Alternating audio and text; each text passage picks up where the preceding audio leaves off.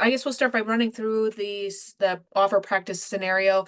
And then I'll pull up the MLS. We'll kind of talk through that too.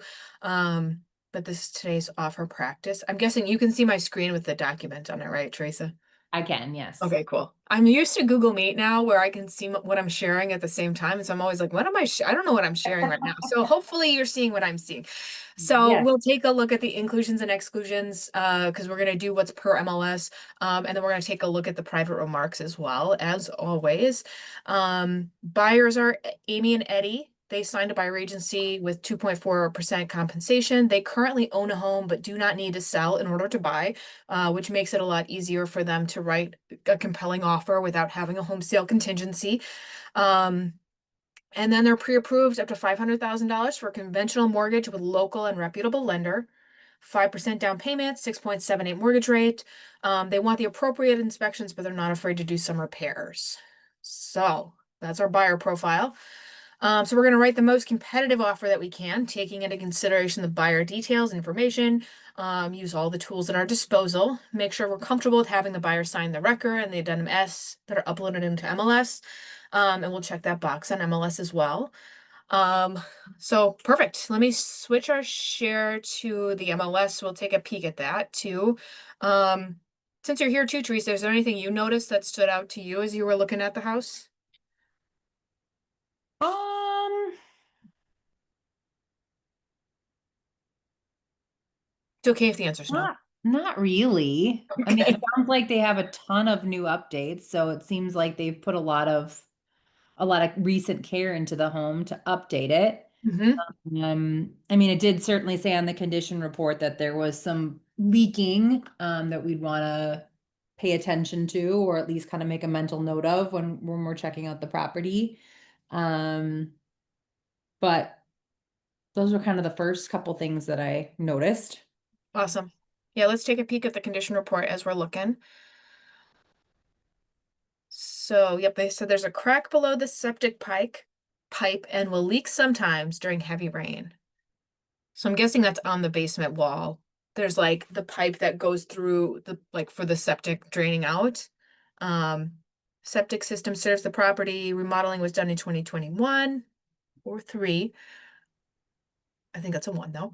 Um, Subdivision, they have $100 fee per year, and they have subdivision rules and regulations, and they've been there for 4 years.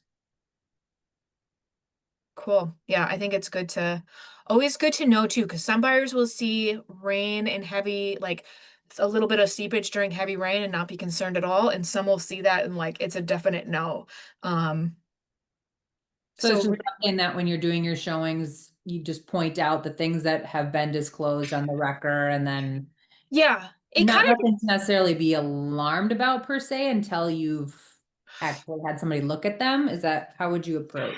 yes, and I think if you have buyer agency with a buyer, and I usually will take a peek at the condition report before we go see a house and just kind of like if they are getting listings from MLS, apparently if they look at the MLS listing on the computer, they can see the documents. If they look Right. at it on their phone, they can't. It took me years to figure out why some people could told me they could see it and why some people told me they couldn't. And I realized a client was like, "Oh, when I look at it on my phone, I can't see the documents, but when I look on my computer, I can." And I was like, light bulbs.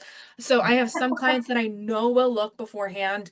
Um, but I always take a look at the private remarks because sometimes people will say like I have to be out by a certain date. And if the seller says like I need 2 months of post occupancy, maybe this is not even something we want to look at. Right.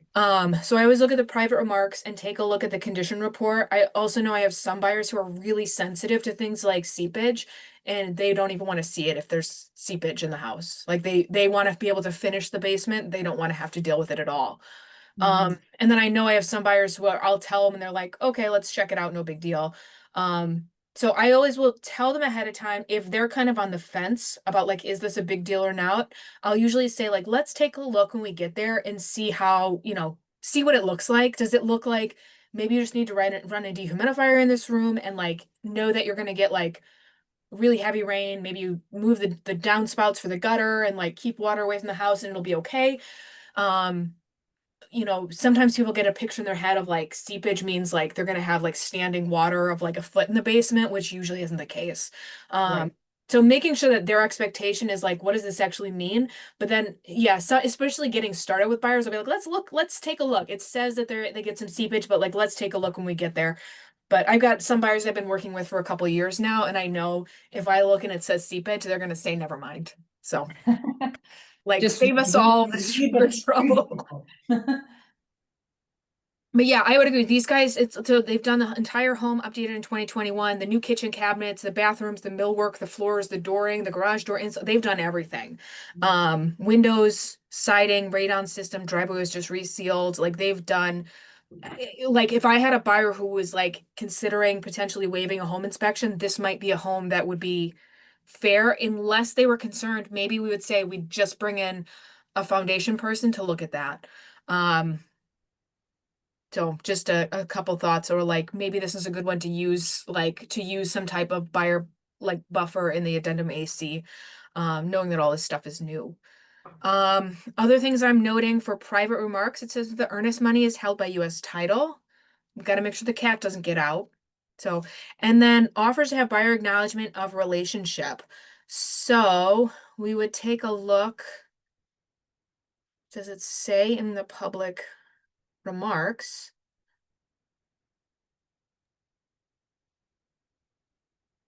Is this his?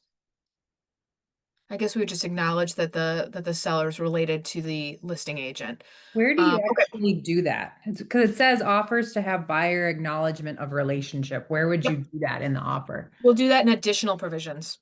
Okay. Yep. And all you have to say is buyer acknowledges that seller is related to the listing agent. Oh, okay. Nice and simple. So I'm gonna shift over to zip forms. Do you know how to start a transaction? Yes, I do. Okay, I will not, since you're the one here, I won't make you watch that. Sometimes I've had people who would like to see um that. So I'm gonna shift us over in a second. Share, and then we'll just kind of run through this. Perfect. And I think you can see my zip forms now. I can. Perfect. So I'm a big fan of using templates too. So when I go to documents in here, I could either have added a template when I created the folder and I didn't. So I'm just going to go here to apply template, and it's going to be my purchase residential. Ooh, I need to do that. It's really helpful because then also you're always going to get the right documents. Sometimes people will send me an offer practice that has the WRA's addendum A. This is automatically going to put in the GMAR addendum A, Okay. which is nice because it's a pain to find otherwise. I like to add in all the forms I'm going to need right away. So I've got the offer to purchase. We're definitely going to need the GMAR A. Let's throw the AC in here. I would, of course, once we know that the buyer's writing, give a call to the listing agent, find out if they have an ideal um, closing date, because it did not say in the listing, and it looks like the house is occupied. So I would assume there's probably some date that they have in mind. So let's pretend that we did that already. I would also ask if they have other offers in hand. Um, and if there's like what's most important, anything I should know. Um, so I would make sure that I grabbed all of that information for my buyer to write the best offer possible. Um, and then from there, we just kind of get into it. And stop me, Teresa, if there's questions or thoughts. Um, especially, if somebody else comes in, we can, we'll engage with them as well. But since you're the one here, let's make sure that like if you have thoughts or questions, we'll grab them as we're going to. So it's Amy and Eddie Cozumel. And I would also make sure that Eddie's name is actually Eddie and not like Edward. Yep. Because sometimes I'll know somebody as but let's assume I've had clients. I had one who his actual name was Donnie. Like it wasn't Donald. He was like a junior and he was just Donnie Junior. Um, Oh. so sometimes that is. I have my best friend from childhood, her name is Maggie. It's not Margaret. It's like her parents liked the name Maggie and that's her name. So just Never double check is the big thing. know. So, okay, so this is in Summit. Um, and it's taxed by Summit as well. I'm gonna head back to, is it coming? No, it's not coming. Is it coming with when I share? Do you see MLS right now? Yes. Oh, you do? Okay. Well, then I'm not gonna have to reshare. Okay. So you can see MLS. Okay. Yes. Get it Perfect. taxed. Good. Excellent. Perfect. You're coming with me. This is excellent. Okay. So I'm gonna take a look at the taxing municipality. So this is taxed by the Village of Summit.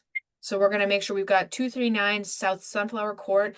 This is gonna be in the Village of Summit, County of Waukesha.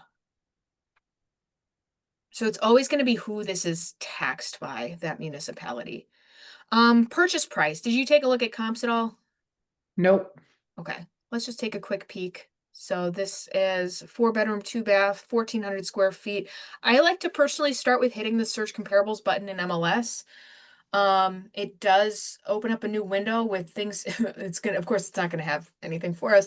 But it does open up a new window with anything that's within a quarter of a mile of the property and like the exact stats, active pending, sold within the last year.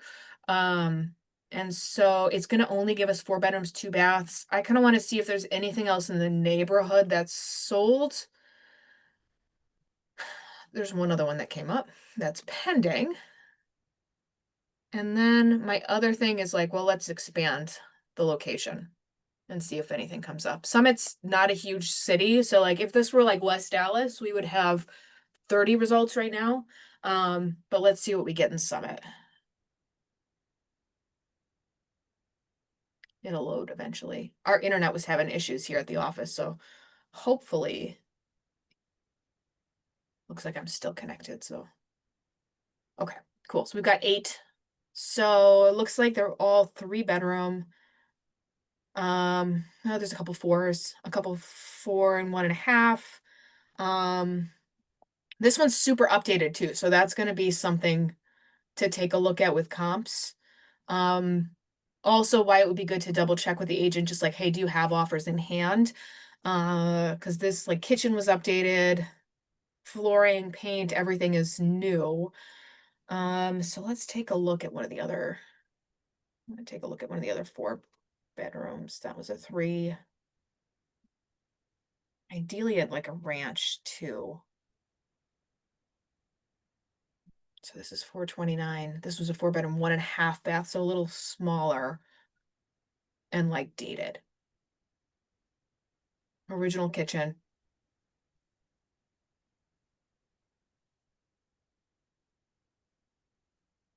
This is outside of this 5 bedroom. This is the most expensive house, but also like the fact that you don't have to do anything to it. I would say, oh, this one's updated, but this was a 3 bedroom. This is a 3 bedroom, 1.5 bath. About the same square footage, but less. Kitchen updated, maybe not as nice or as big. And this one was listed for 412 and sold for 428. Half an acre. This one's half an acre as well. I think the big thing for this one is really going to be the level of updates.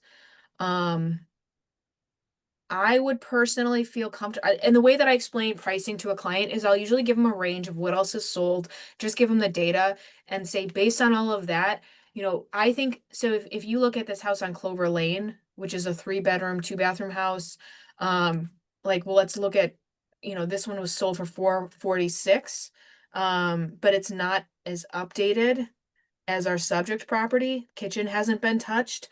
So this sold for 446 and is a 3 bedroom. Like I would say for our house, I think if they priced it right, the price was actually just reduced. What was it originally? Mm. Oh, they must have made a typo. I don't think they actually meant to the price that it's 679. Um, So, okay, so 469, 'cause I was like, wait, this was 2 days on the market. I don't think That'd that be an they actually. amazing price drop. Amazing. What value? So I would tell the client, hey, this is one of the more expensive houses in the neighborhood in this like general floor plan, but we do have that extra fourth bedroom. And it does have two full baths and the level of updates. I think they priced it right. I would expect that, especially if there's offers in hand, this is going to go over asking price. I would say, we're not going like super crazy here. I would say I would personally be comfortable based on the level of updates that they've done with the new kitchen, the bathrooms, everything was done, the electrical panel. Um, I would say as long as we're beneath $500,000, I feel comfortable with it. We would kind of talk about how much does this fit with what they're looking for? How many offers do we have in hand? We'd know that answer too by asking the agent. But I'm gonna say maybe we'd end up at like 485 is, that to me, as long as maybe there's only one other offer in hand, that feels like something that would feel reasonable. Okay. I don't know if that feels reasonable to you too. Let me know if it doesn't. No, I think it's good. Okay. I'm pulling the inclusions from MLS. Let's double check they've got oven, stove, refrigerator, dishwasher, washer, dryer. They didn't, okay. Okay. There's a couple things that they listed in the appliances that they didn't list in here, so I'm gonna make sure we include the washer and dryer as well. Hot tub is something that's probably going to come up for the lender as needing to be removed from the offer after accepted offer. But for the sake of getting the offer accepted, I'll usually leave it in and just know that um I'm going to have to edit it later. So we're Why also did they including make a you pull that out? what's that? Why did they make you pull the hot tub out? Because it's technically personal property. So let's say it's like a really fancy hot tub. Sometimes they don't care, but a lot of times they'll say, hey, can you just remove that from the offer to purchase? And they'll have you write an amendment that says that the hot tub is being, buyer and seller agree that the hot tub is being left for the convenience of the seller and has no monetary value. And like, of course it has monetary value, but like we're not using that to negotiate the price. Okay. So have your lender advise on that after offer has been accepted? Yeah, I would just leave it in for the offer itself, just to keep it nice and clear. If there's a lot of personal belongings, I'll include a bill of sale. Okay.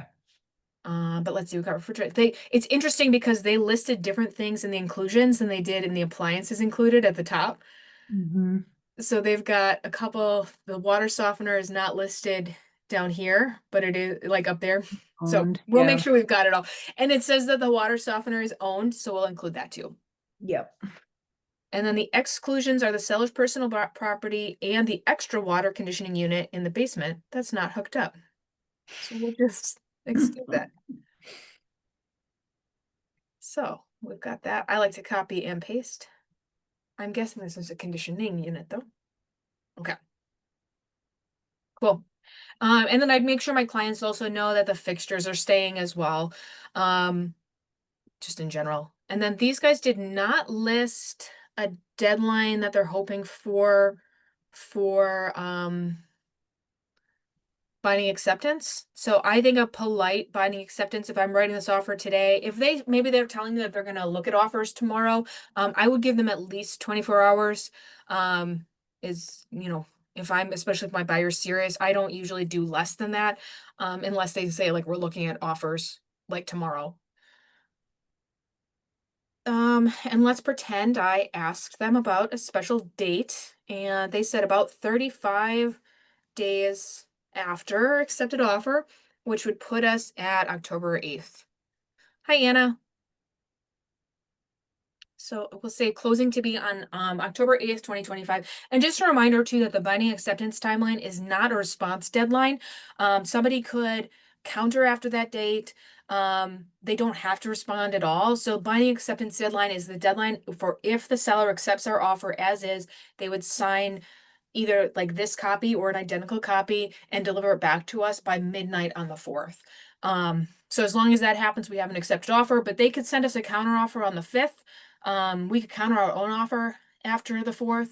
But this is just like, it's not a response deadline, but it is like they should present it to the seller promptly. But we may not, we're not guaranteed a response by that timeline. Hmm. And then October 8th is about a 35-day closing. I'm going to edit the top of my page too, because it doesn't always pull correctly. Summit, Wisconsin, and the zip code is 53066.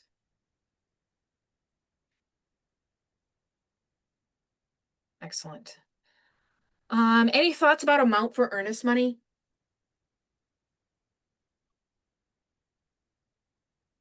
Is there anything that you normally tell clients? I think from what I've heard and I've seen Charlie talk about in our team meetings, I mean, it's usually in like the 1 to 3% range. Yep. I think it kind of depends too, based on now what we've said, we might be at 485,000, like running some of the numbers to see how much extra cash they have. Yep. Um, so I'd have to look at some of the other factors to determine kind of how they can play off of each other. Perfect. Yeah, it's I always tell sellers or buyers I want to make sure that they're able to still like pay their bills. They're able to you know, if their down payment money is coming from some source that's tied up and they're working on getting that untied for closing and maybe they don't have a ton of cash in hand, I want it to be an amount that's reasonable for them, but also it can make a difference to a seller to see if they see a lower earnest money amount, they may have some caution about what about the financial stability of our client. So like we want to make sure it's good. So I will usually tell people in that like 1% range, more if they're comfortable. But at least like if we could do, I'd say, at 485, if we did $5,000, I think that that's a reasonable amount of money as well. I like to keep my timelines short, so I'll usually tell people 5 is the default for the deadline. I'll usually say if we can do in 3 days, sometimes people say like, hey, I need to wait until I transfer some money. Maybe it will be closer to 5, would be comfortable. But if they can do 3, I'll do 3. And then earnest money is being held by US Title for this one. So it's not being held by the listing firm or the drafting firm. So we're going to strike listing firm and drafting firm. And US Title is the one holding earnest money here. And that's all we have to write is US Title, and that will be fine. And so then when it comes time for the buyer to deliver earnest money, we'll just get that information of it like, okay, does US Title take trust funds? Perhaps we'd have to take a look and see. Does US Title, like, what's the address for mailing? I think that's the one that's on Blue Mound Road. So they can either drop it off during business hours or mail it in. And that would be fine. I always point out to buyers that the balance of the purchase price is going to be paid in cash or equivalent at closing. That's their loan. And then line 67 to 87 has what happens to the earnest money if the property doesn't close. So I don't read that to clients usually, but I just tell them like, don't worry, we have a plan for if we can't agree on what happens after, there's not a guarantee that they're going to get their earnest money back, but if buyer and seller can't agree on what happens to it, we have next steps from there. Sometimes they want to run more in that, and that's fine too. I always like to point out time is of the essence section just says that all of our dates and deadlines are binding. Real estate condition report is the next section where we fill something out. This just says that we've gotten a real estate condition report from this seller. We're going to grab the date from the condition report. It was September 1st is when they filled it out. So we'll put that in there and we'll have our clients sign to acknowledge that as well. I don't put anything on the like lines 109 to 111 because that would be conditions that maybe I noticed that were not disclosed. But if I put them in here, it means that we can't negotiate about them. So I don't put that in there unless I want them to know like we see this and we're okay with it, but let's find out what's going on. Page 3 is everything that would be denoted in the condition report. So I'm going to skip that. We'll go down to inspections and testing. Now, this is something where when I'm talking to a client about home inspections, I will share with them, Teresa, you mentioned the stats that Charlie shares. I will keep them updated on, hey, what we're seeing right now in the market is, I think last time Charlie shared, it was like 50% of buyers are still waiving home inspections in accepted offers. Of course, there is no pressure ever to rate to waive home inspection, but I do tell buyers I wouldn't be doing my job if I didn't tell you that 50% of buyers right now are waiving home inspection. I always recommend having one. If you choose to not have one, I would just have a waiver that I have to have you sign to say that I didn't make you feel pressured to not have a home inspection, and that they're doing it on their own choice. I have had buyers waive home inspection. I also often use the tool of the addendum AC if a buyer would like to have a home inspection done. I think, Teresa, you mentioned that crack being potentially a concern. I think in that instance, it's not a bad idea to at least have a home inspection, to at least have an inspector come take a look at, like a foundation contractor come take a look. I would assume that maybe these buyers are still going to have a home inspection done. We were not given a dollar amount that they are comfortable with for a waiver. They're not afraid to do, they want the appropriate inspections, but they're not afraid to do some repairs. So I would probably be having a conversation with my client about an amount of money that they feel comfortable with taking on their own. Because if they are comfortable doing some repairs, maybe we put a dollar amount on that, and we'll talk about that with the addendum AC. So I'm going to say, yes, let's have a home inspection. I would recommend having that done within the first 10 to 12 days after accepted offer. We have a 35-day closing window, so we want to make sure that we're doing this, we're kind of getting this rocking and rolling pretty quickly. I would recommend giving the seller the right to cure. When I'm explaining this to a buyer, I do it with the scenario of, let's say we have the home inspection done. Things are going to come up because it's a building, and there's things that are always going to come up in a home inspection. And we'll negotiate about them. We'll always start with asking for repairs to be done, but right to cure comes into play if buyer has a deal breaker and seller says, hey, I'm not going to take care of this. Are they okay with us giving the seller one last chance to fix things before we walk away? If so, that's seller shall have the right to cure. Otherwise, shall not means we would deliver a notice and the deal is dead. Especially if we're potentially in competition, it's a lot easier to get our offer accepted if we give the seller the right to cure. I do shorten up my timeline on line 218, which is our timeline for seller to make a decision about whether they're going to cure the defects. 10 days is a very long time. Seller will realistically know much sooner than that. So let's get everybody back, into whatever we're doing outside of this. If we are going to cancel the deal, 5 days is plenty of time. Did this one have a radon mitigation system? Let's take a quick peek. It does not mention it. It's private well and septic.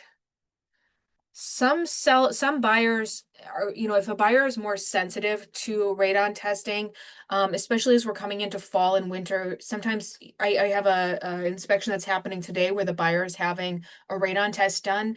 But if we're in competition or it's like a busier time of year, that's a really easy contingency to drop. I do know, another agent mentioned that she learned that Lifetime Radon actually does free radon testing because like they get business if it's high. But you can also usually get a test kit from city health departments. And you can also buy a test kit at like Home Depot for under $50. The fix for radon mitigation is that pipe that goes out, diluting the radon into the atmosphere. Usually that's an under $2,000 fix. So as long as buyers potentially okay with taking on that risk, I think it's safe to waive a radon inspection and radon test and have that done after closing. Hey, Don, it looks like it's mentioned in the remarks that there was a new radon system, but it's Oh, not perfect. listed in like the details of I the. do see that. That's perfect. Good eye. Thank you. I was looking for it because it is a checkbox in basement too, and I didn't see it checked. So that's Great. perfect. Good eye. So we are totally safe then. We should be safe as long as it's operational to waive it. And if that's new, we should be fine. Thanks, Teresa, for catching that. Yep. Somebody, when I would review the opportunities, and even when like the rest of the compliance team does, I was like, oh, do you review your own? And like I reviewed my own before. And so it's funny, sometimes you realize like, oh, I missed something and it happens. Um, and not like that kind of stuff, but like just in general, like we all, we're all doing, we all could use another set of eyes. There's a lot of details. There's a lot of details. Perfect. I'm gonna pull out my mortgage calculator. So we're doing 485 and buyer is doing 5% down. And do you have a favorite mortgage calculator, Teresa? When we were in Accelerator, Kim recommended Carl's, so that's what Okay. I. Carl's is a pretty reputable. That's a pretty and that one's free, I think, right? Yes. Okay, cool. Yeah, I'd say anything that's free and like most of it, you just have to be comfortable with how it works, and as long as you're comfortable, you're good. All right, so the deadlines here. So we have a 35-day closing, so I've done a 30-day timeline for financing. Sometimes I'll do like a 27, 28-day. I don't want to butt it up right against closing, but also like 30 days, 25 to 30 days should be reasonable for getting final loan commitment. So we're going to be doing financing in an amount of not less than 460, 750. That is, we got 485. We're doing 5% down. So how much are we financing? 95% of it is here. We're doing a 30-year loan amortized over not less than 30 years. And then initial payments of principal and interest shall not exceed. And my mortgage calculator says 30, 34, 50. So I'm just going to type in 30, 35. Because I have bumped up my rate a little bit. The scenario said 6.78. Um, 6.78, and I just bumped it up because rates vary slightly throughout the day even. So I've bumped it up in my estimate to 6.9%. Do you And usually do that? yeah, that's how I was always taught to do it, is like, because that way, if rates go up to 6.8 from 6.78, it means that technically your buyer has an out. But I would say it's normal to have a little bit of variation. I'll usually bump it up just a bit, not like a crazy amount. I don't want my buyer may not be comfortable if rates go up to 7.1 with what the mortgage, the principal and interest would be. But bumping it up a little bit shows that, hey, like if rates go up a little bit, we're not going to just walk away. So do you kind of match then when you're calculating on line 252, do you kind of match the percent used there with the fixed rate financing percent you put on 264? Yes. Okay. Yep, great question. Yep. So in my calculator, I said 485 purchase price, 5% down payment, 6.9% interest rate, and it gave me the 30, 30, 450 for PNI. Okay. Cool. No discount points needed. You're usually going to leave line 255 blank. This would be if the buyer had to pay discount points in order to get the loan. Otherwise you're going to leave that blank. Sometimes I see people accidentally put the interest rate here. That's not what you put there, especially if you're buying like 5 points of mortgage points, like that's going to cost you like $50,000. So a lender can always take a look with the buyer to see, does it make sense for them to buy some points and buy their rate down a little bit? It's a higher upfront cost for a lower interest rate over time. Is that going to make sense for them? Is it financially viable for them? That's for them and their lender to talk about. But you're usually not going to see this as a requirement. And the lender will usually let you know if it is a requirement. If you don't have a pre-approval letter in hand, no matter what, like you should have a pre-approval letter in hand. If you don't have one, especially, you should call the lender and make sure that you've got one. Some lenders will write a pre-approval letter for a specific property, and say like, hey, they'll take a look at taxes and everything else and say, yes, the buyer is pre-approved at this amount for this house, etc. Um, and yeah, if that's, if you have it, I would still recommend double checking with the lender that like, hey, anything I need to know. It's not an arm, so we're going to leave line 265 to 269 blank. And then the rest of this section talks about what happens to satisfy our loan commitment. So buyer is going to get a final loan commitment letter from the lender, and we're going to sign a permission to deliver form that we're going to deliver with the loan commitment letter to the listing agent, and that's going to show that we've satisfied our contingency. Make sure that you keep an eye on that deadline, because if you pass the deadline for loan commitment and you have not received it, on lines 281 to 283, it says that if buyer does not deliver a loan commitment on or before the deadline, the seller may terminate the offer. So if things aren't going so hot, that's a way for the seller to say, hey, you know what? You can just go kick sand and I'm going to send you a cancellation agreement and a notice. So just make sure you're watching that deadline. We're not going to have anything for seller financing. Usually you would only include that if a seller says that they are going to be asking for it.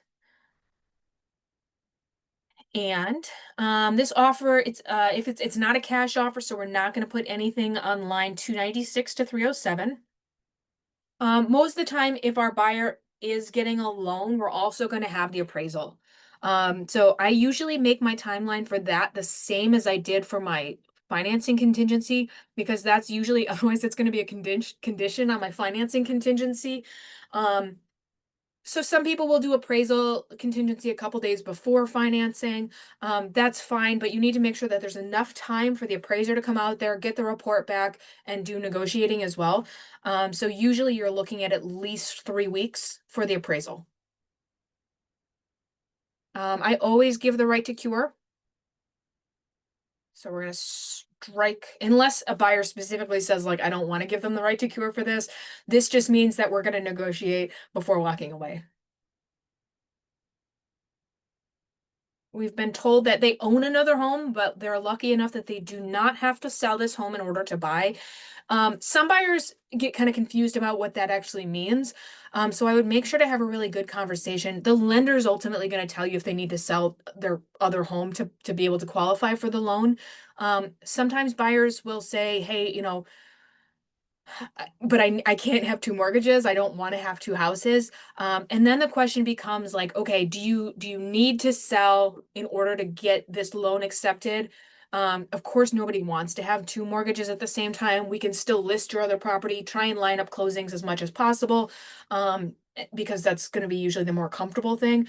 But also just checking with the buyer to make sure that, like, hey, if you had a month where you had two mortgages, would that be okay? Kind of what does that look like for them? So if they can write without a home sale contingency, that is like amazing. Makes their offer so much stronger. Some buyers will still ask to have it in there, even if they could technically qualify for the loan without it. With no home sale contingency, we're also going to have no bump clause. It's not a secondary offer to an already accepted primary offer. This does mention the homeowners association. So just knowing this one does have an HOA. So buyers aware that the property may be subject to periodic association fees, and there may be a one-time fee resulting from a transfer of the property. So just good for the buyer to know. Typically, that is a buyer expense, especially for an HOA where, what is it, $100 a year? We're maybe going to see a fee of like $100 for transferring. Usually, there's no fee for that. So not usually something to worry about. Condos, you often will see a transfer fee.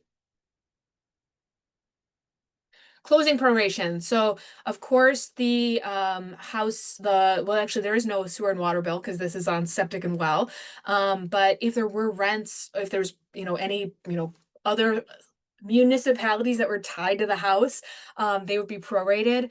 And for taxes, I usually am checking the top box on line 366 to say that we're going to use the net general taxes from the preceding year or the current year if available. Usually we see the tax bill for the next year come out sometime end of October, early November is typically what I see. So we're kind of getting into the time where we may actually have the tax bill for the year already ready and use that. Otherwise, I like to use the last year's taxes. Title evidence, we're gonna obviously get a clean and clear title at closing, so free of any liens and encumbrances. I like to tell buyers that they're not going to be buying any of the seller's debts. So if there's, back taxes or child support liens that are tied to the house, that's all going to be cleared before the house can be transferred to them. And then there's going to be gap endorsement, which is that insurance policy that covers the title from the time the offer or from the time of closing until the deed is recorded. Usually that's a period of time of around a month to 6 weeks, kind of depends on the municipality. Typically that's a seller expense. It costs about $150. I've been seeing a lot of special assessments happening. So on the top of page 8, I do always mention this, is that if there is a special assessment tied to the house, a common thing I see, you're not really going to see it in Summit so much, but in the city, it's like, oh, if they're going to be doing like sidewalk work or road work, if it's a special assessment that was levied before the time of accepted offer, it's going to be the seller's responsibility After accepted offer, it will be the buyer's responsibility, and the seller will let them know if something comes up. Title's also going to do a search to see if there's anything tied to the house already, but we're just going to make sure that that is clear for all parties. It's not a leased property, so that won't apply. We've got a list of definitions there. Can I I ask do a like, question, Don? yeah, So I've been kind of wondering this as I've been working with a couple of buyers, and you mentioned like I walk my buyers through this and this is how I explain it, stuff like that. When do you find is the best time to be walking through this contract? Because obviously, a lot of times when we're looking at homes, I mean, we're turning around and placing these offers within a matter of sometimes, minutes or hours. yep. Are you doing this at like buyer consult? Are you kind of doing it as you go along and are doing showings? Like when do you find is a good time to kind of walk your clients through this? Everybody's a little bit different. I do like to hit through like, hey, the big decision points with an offer. Like I'll talk through that at the buyer consult. Like, hey, it's not just about the price. We're also gonna, try and give the seller their ideal closing date. If they need post occupancy, like what is that? What do those things mean? What does it mean to have a home inspection or not? So like those big decision points, I like to plant that seed early. Um, and my typical way that I do this is like, and this is just what I found that works for me, is I tell people most buyers are writing more than one offer to get accepted. Sometimes they are lucky and it's the first offer that they write that gets accepted. But the first time that we write an offer, I will go through and I tell buyers to like plan on 15 minutes of me like just running through this. So I'll gather as much information as I can before I'm writing the offer. So we've already kind of talked about what are we thinking for price. We've texted back and forth a couple of times. Hey, I'm prepping the offer. Here's a couple points I need to know. How much are you comfortable with for earnest money? So like I'm asking those questions as I'm drafting a draft. And then my norm is I'll draft it and I'll send them a PDF and I'll say like, hey, the draft is in your inbox. Let me know a good time to call. We'll run through it. I'm working on my zip forms copy at the same time, and I'll tell them, hey, I'm looking at the working copy of this. We're just going to run through the draft of it together. And then I just tell them like plan on 15 minutes and I'm just going to kind of hit high points, especially if it's due in like an hour. Like I will really summarize. We're not going to be like, oh, chit-chatting about it. It's like we're really just going to be hitting the high level points. But I do try and mention each of the little sections, the headings, just like something about each of them. Um, and so I'll be on the phone with them is typically the way that it works for me. I'll send them the draft. They've got their computer in front of them with like with the offer itself. I'm talking through it and I'm hitting these points as we're going. Is usually how I do it. Okay, thank you. Of course. And so usually that first time, and I tell them like, I'm like, haha, I hope this one gets accepted, but just know if it doesn't, the other gift is you never have to hear me do this again unless you want to. And usually then they chuckle at that. So it's like, I don't want to tell them their offer is not going to get accepted, but if we're in competition, maybe we are writing another offer and at least then they know then, what's involved. And like, if there's any questions, we can go back and cover something, but we don't have to read the whole thing again. So I do point out distribution of information that it's public record, and that's really all I'll say. It's public record once it closes.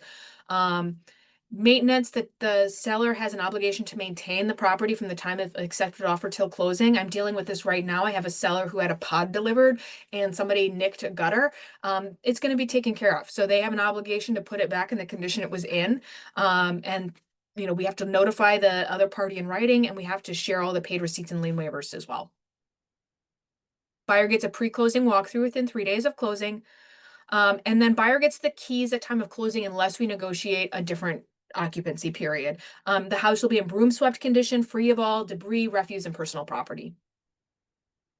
And then it does say on line 487 to 506, what happens if the buyer defaults on their offer? So if we have an accepted offer, what happens if either party doesn't fulfill the contract? It is a legally binding document, so we make sure that all parties know that as well. Sex offender registry info is there. Seller's gonna sign something on line 513 to 535 and on to the next page. That says that whether or not they are a foreign real estate investor. I'm guessing that these sellers are not. It looks like they've been living there. But if they are a foreign real estate investor, there's potential tax liability. So they'll just let us know and we'll deal with it from there. That's all I say about FERPTA because FERPTA is confusing. Seller payment of compensation to buyer's firm. So this is where we're going to write in that we have a 2.4% purchase price for our buyer agency fee, or buyer agency compensation. And then we are going to make sure, so my default is in here that I have if any contingency deadline expires on a Saturday, Sunday, or a federal holiday, that we are going to extend it to include the next business day. And then we're also going to put in here that the buyer acknowledges that seller is related to listing agent. Is all we have to write. So I don't know what their relationship is. I don't know if it's, it's their son or whatever the case may be. It's their brother. We just have to acknowledge that they're related to each other. Then I'm going to fill in the seller's recipient for delivery. In this case, it's Mark Yakish from Homestead. And then I'm going to put my own info. And then email is usually going to be the preferred method. And let's just pretend I looked up Mark's. That's not really his thing, but we're gonna put in his actual email in there, but I'm not for this. I will usually just copy and paste it. The addenda, the attached. So we're gonna make sure that we write in here that we're attaching the GMAR addendum A. There's not a right or wrong way to list all of your addenda. Sometimes people will say, what I do is I'll just say my addendum A, my GMAR addendum A is attached here, and then anything else I'm attaching, I'll list on my GMAR addendum A. So almost like it's like a chain. Sometimes people will write in here that they're going to have the GMAR addendum A and AC and you can see some of the other things that I've typed in here in the past. Escalation clause, like whatever it is. But like it's personal preference. There's not a right or wrong way to do that as long as you have something attached. And then I'm going to put my own self in here because I was the one who drafted it. I do point out to buyers that there is a wire fraud warning on everything they're going to sign. Buyer is going to e-sign on line 606 and 608, or I could print it out. They could sign it in person as well. And then seller is going to respond on the bottom of the page. So if they accept the offer, they'll sign on line 614 and 616. If they're rejecting or countering, they'll initial on the bottom of the page. And then we're into the addendum A, which is much shorter. So this is the GMAR addendum A. Make sure that you're using this instead of the WRA addendum A. There's some differences. So we're going to write in the address again. It's 239 South Sunflower Court in Summit. And this one's usually a lot quicker because most buyers in a competitive market are not asking for a seller closing cost credit or a home warranty. We do have a association fee of $100 per year that we need to make sure we include to acknowledge. And then I typically don't include a testing contingency in my offers, especially if I'm in competition. The thing I've always heard and the thing I've always kind of kept to heart is like, I don't have to know that something is mold to ask to have that mold-like substance remediated. It's usually not going to be worth anybody's time and money to have it tested. Some buyers are very sensitive to things like mold and asbestos, though I had clients where he was recovering from cancer, or in remission from cancer. And like the idea of something with asbestos or mold was very, like they wanted to have that opportunity to test. So if it is important to a client, we will always include it. But most of the time I'll have a conversation with clients to say, hey, we don't have to know that it's been verified to be mold to ask to have it removed. So we don't necessarily need to test. We do have a well and septic system on the property. So I'm just going to go ahead and check all these boxes. So because there's an active well serving the property, this offer is contingent on the buyer receiving no more than 15 days prior to closing that report. From the seller is usually the one who takes care of ordering and paying for this. And then the seller shall have the right to cure is what I usually do for a well water test as well. I don't usually list anything else on line 34 and 35 unless there's something specific that my buyer is worried about. So they do a water test where they take a sample and send it out, and then they'll also inspect the well system. And I always make it the same timeline. And again, typically this is a seller expense. And it's usually small fixes. Sellers shall have the right to cure. Most sellers that have a well on the property have somebody that they are already in contact with for, servicing their well, and they would just call them and say, "Hey, I'm selling the house. I need a well and test and inspection for the real estate transaction." They'll know exactly what to do. Sanitary is the same. Most common thing I see come up for the septic system is like a crack on like the cap, and that's a pretty easy fix. But then sometimes you find out that the whole septic system is shot. So it's a very important thing to test for. And I do personally usually just advise giving the seller the right to cure. We're not going to just walk away if something comes up on that test. We will just make sure it is taken care of, or we will negotiate about it. Not much else on the addendum A. It's not a VA mortgage, so we're going to say NA for that. Some people like to leave things blank. I'm a big NA person because it to me also means that I've like made a decision about the box. I'm either saying yes or no to it. And so for me, it's a checkbox like as I'm going through each section.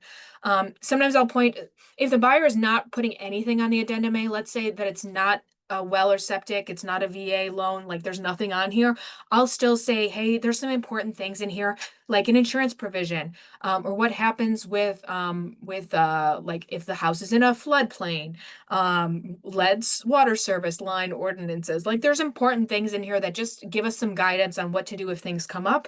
No real decisions to make here, but we just make sure that we are including those as well. I am going to use the addendum AC in this one because we know that the buyer is open to doing some repairs on their own, so we can put a dollar amount on that. So I'm going to say here that I'm including the lead-based paint disclosure. I've checked that box on line 203, and I've checked the box also on line 203 to say I'm including the addendum AC. And then at the bottom, I'm going to put in my brokerage info. Someday I will fix my templates so they are pre-filled in. But that day is not today. 7734 Harwood. So if you're ever trying to figure out where to get this information from for the bottom of your addendum AC, if you look in the MLS, the bottom of it will have the listing info. And so the license info and everything else is in here. So the listing office license info is down there. And oops, that's this one. And the listing agent's license info. So LA is his listing info. And it's Mark.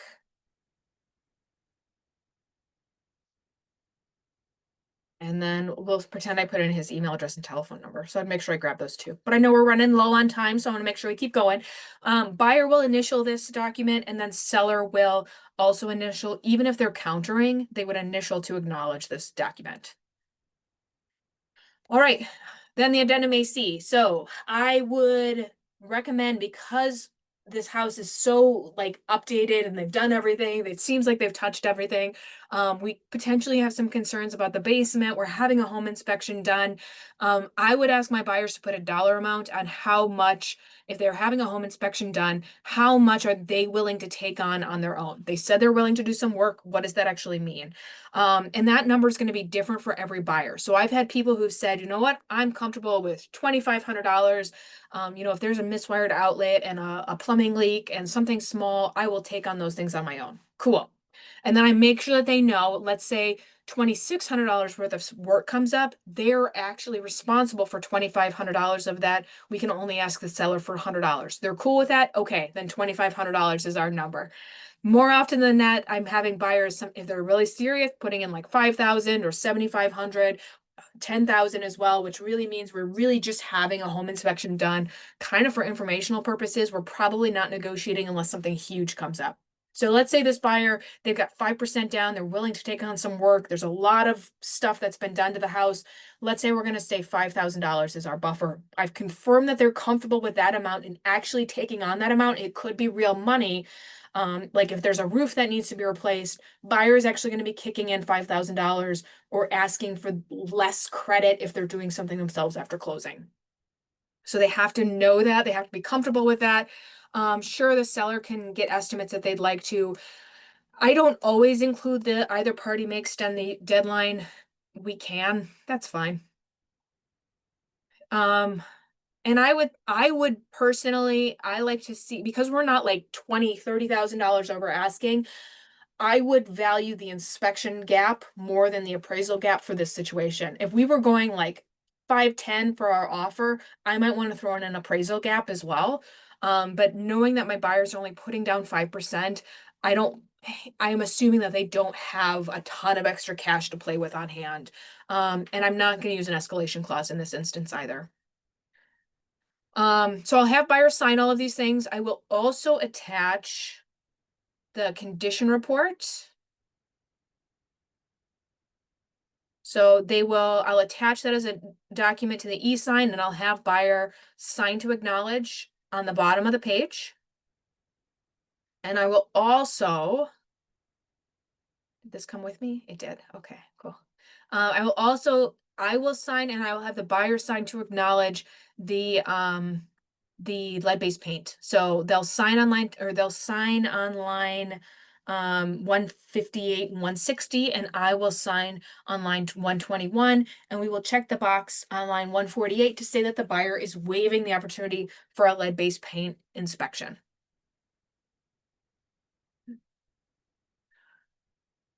So I'll send that out to my buyer to e-sign after I run through it with them.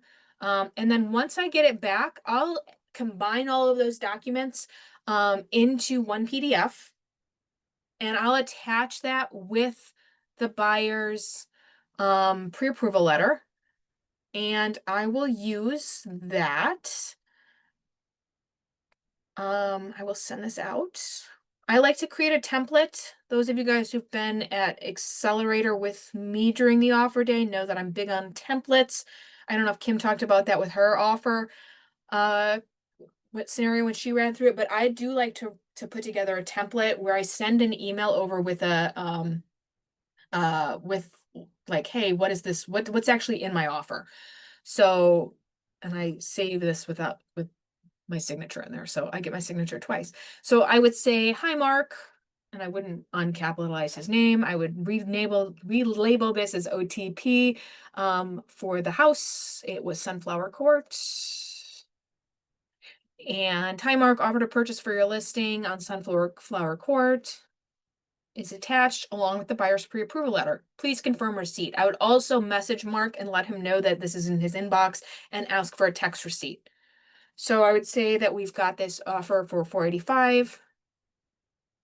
Earnest money was $5,000 in 3 days. Our closing date, did we say October 8th? I think so. Home inspection within 10 days. $5,000 inspection buffer. Appraisal, we've got a conventional loan